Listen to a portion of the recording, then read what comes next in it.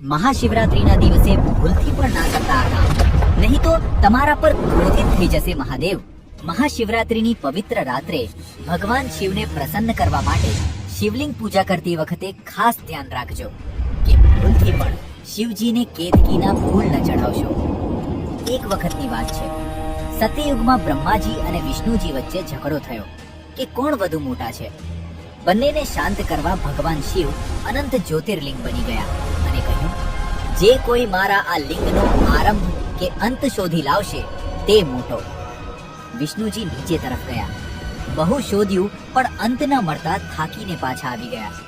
પણ બ્રહ્માજીએ ઉપર તરફ જતા રસ્તામાં પડેલા કેતકીના ફૂલને જોયું અને તેને કહ્યું, આવીને સાક્ષી આપ કે હું ઉપર સુધી પહોંચી ગયો છું. કેતકીએ બ્રહ્માજીના કહેવા મુજબ શિવજી સમક્ષ જૂઠું બોલ્યું. શિવજી બધું જ જાણતા હતા. તેઓ ક્રોધિત થઈ ગયા.